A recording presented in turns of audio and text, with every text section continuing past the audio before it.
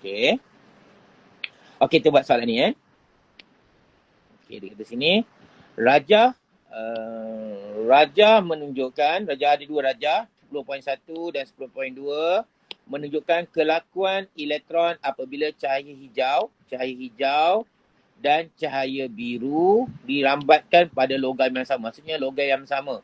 Bila logam yang sama, apa yang sama?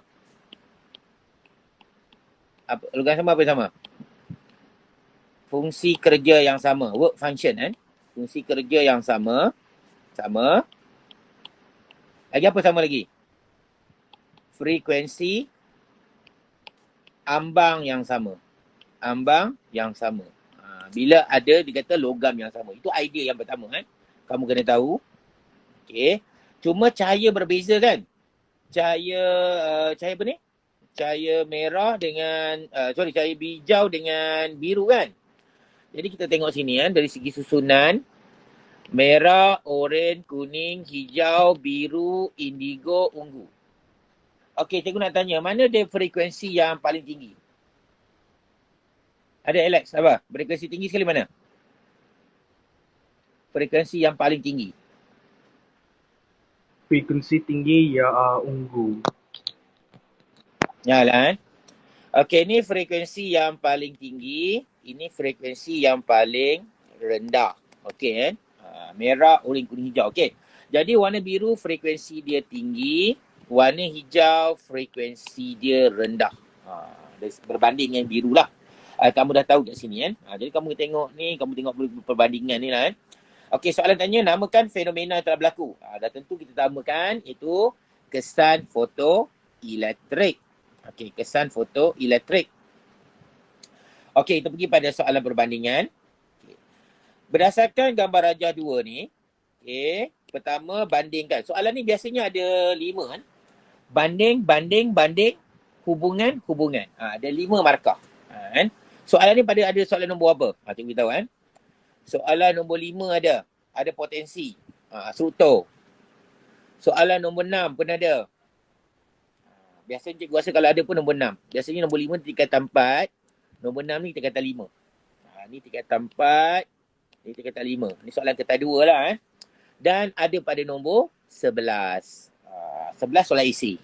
Soalan isi kamu kena tulis betul-betul lah Tulis dengan ayat yang lengkap. Okey. Soalan pertama dia kata, bandingkan panjang gelombang cahaya hijau dengan cahaya biru. Senanglah. Jadi kita tengok tadi mock view, merah, oranye, kuning, hijau, biru, indigo, ungu. Panjang gelombang paling tinggi ialah lambda. Ini paling tinggi. Lambda merah lebih tinggi. Lambda ungu lebih rendah. Macam ni cikgu nak ingatkan senang. Lambda besar, gemuk Jadi mock. Ada situ. Cara cikgu ingatlah. Lambda besar, jadi mock lah. Okey. Jadi bandingkan panjang gelombang bagi cahaya hijau dan cahaya biru. Kita boleh jawab lah begini. Hijau dan biru. Jadi hijau lagi besar lah. Panjang gelombang cahaya dalam Raja 10.1 itu hijau adalah lebih besar daripada Raja 10.2. Jadi dalam periksa SPM tahun lepas kita masih boleh gunakan simbol ni.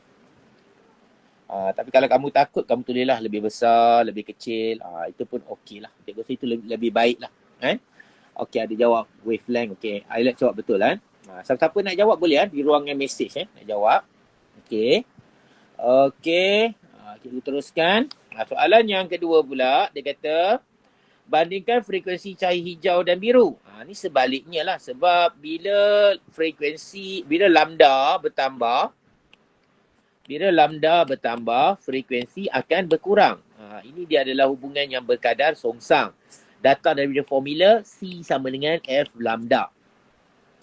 Okey, jadi kita jawab begini. Frekuensi cahaya Raja 10.1 lebih kecil berbanding dengan Raja 10.2.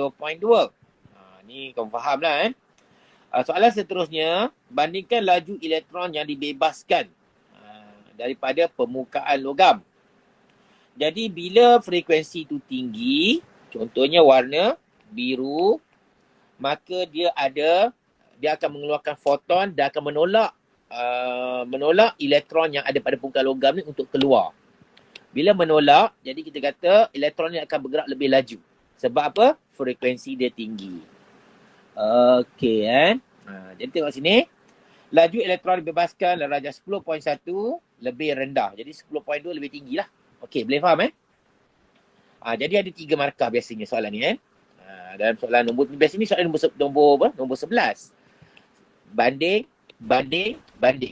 Banding kita berjawab lebih besar, lebih kecil, lebih daripada, kurang daripada. Cuba elak perkataan. Ni cuba tulis ni lebih kurang. Lebih kurang jangan guna. Salah. Jangan guna perkataan lebih kurang. Okey, lepas banding kita kena buat hubungan. Berdasarkan jawapan anda, dia kata nyatakan hubungan di antara frekuensi dan panjang gelombang. Frekuensi dan panjang gelombang. Kita dah tahu dah. Dan ini markah yang keempat. Seterusnya nyatakan hubungan di antara frekuensi dan laju elektron dibebaskan. Jadi kita jawab macam inilah. Yang pertama, hubungan yang pertama iaitu berkadar songsang. Kamu boleh jawab macam ni apabila frekuensi bertambah, frekuensi bertambah, panjang gelombang akan berkurang. Frekuensi bertambah, panjang gelombang berkurang. Itu pun boleh.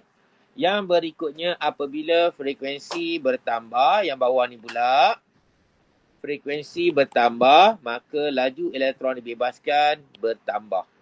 Ini markah yang keempat. Ini markah yang kelima. Okey, ada soalan nak tanya dah? Ada soalan siapa nak tanya soalan tentang slide ni? Dah. Tak ada Tak ada. Irfan, tak ada Tak ada cikgu. Okey siapa-siapa boleh tanya Okey, cikgu teruskan. Okey, cikgu teruskan ni. Okey, ni tak apalah. Kita pergi kepada main. Kita dah jawab tadi lah tentang soalan menganalisis.